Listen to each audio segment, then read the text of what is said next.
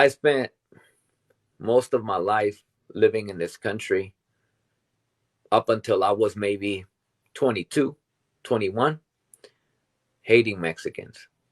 I didn't even want to, more accurately, my teenhood. I couldn't stand Mexicans. I didn't date Mexican girls. No way. No way. One of the biggest reasons why I couldn't stand Mexicans and I wanted nothing to do with Mexicans was because things that you mentioned, the way that we generally tend to be towards each other, very discouraging, crabs in a bucket. How could I be proud of that? How could I be uh, Viva Mexico and orgullosamente mexicano if my people are the ones always trying to bring me down? How could I? It didn't even make sense when I seen people being proud of being Mexican. It made no sense to me. How do you proud? What have we accomplished? What have we accomplished? We're leaving our own countries. We're running away from them, but yet we come over here talking about Viva Mexico, orgullosamente. So why you leave then if you're so goddamn proud of that? Also, the accumulation of that, and then to make it worse, my own household was a household of Mexicans who were very violent towards each other, very hateful. So outside of the house, my people are the only ones bringing us down. Inside of my house, same thing. So what are you talking about, Orgullo Mexicano? What the F is that? But you see, like I was telling somebody else, it's easy to identify that we are this way, but do you dare to discover why and what the root of it is? That always has to be the question is, sure, I identify a problem today, but do I dare to see where it comes from? How did we become this way? Why are we a people so hateful towards each other?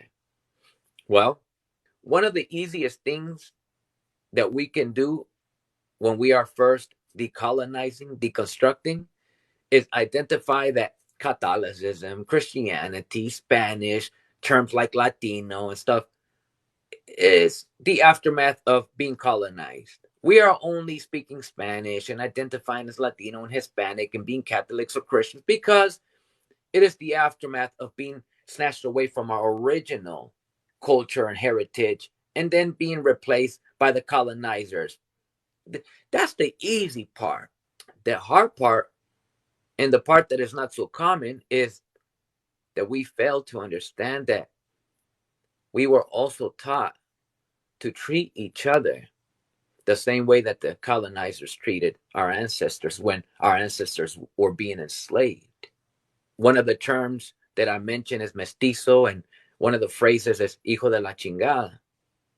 How these terms come about, these phrases, those are the things we were being called. So when we grow up and our parents grab the whip and start whipping us, where do you think that comes from? Exactly. We call each other the same phrases as the slaver called us, and we are also punishing each other the same way that our slavers. You see, it's easy to identify that we are Catholics and Christians due to colonialism. It's easy to identify that we speak Spanish due to colonialism. It's easy to identify that we are detached from our ethnicities due to colonialism. But can we identify how we came to disrespect and be so hateful towards each other? Well, we were programmed and indoctrinated to treat each other and see each other, more importantly, the way that the colonizer and or slaver treated us, and the way that the colonizer viewed us. If when they see us, they see inferior and slaves and subhumans, and then they trained us to look at the world that way. That's the reason why when we see each other, if I don't know you, if I'm walking on the street and you're walking my way and I'm walking your way, we mean mug each other, yeah? But if I'm a white man and you're walking my way and I'm walking, you say, "Excuse me, sir," because we are seeing the world with the eyes of the colonizer, meaning when we see each other, we see subhuman, we see enemy, and we see inferiority. When we see the white man, We see superiority. We see importance. We see authority.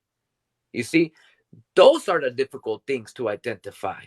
And that is what we suffer from the most while we continue repeating the cycle of abuse.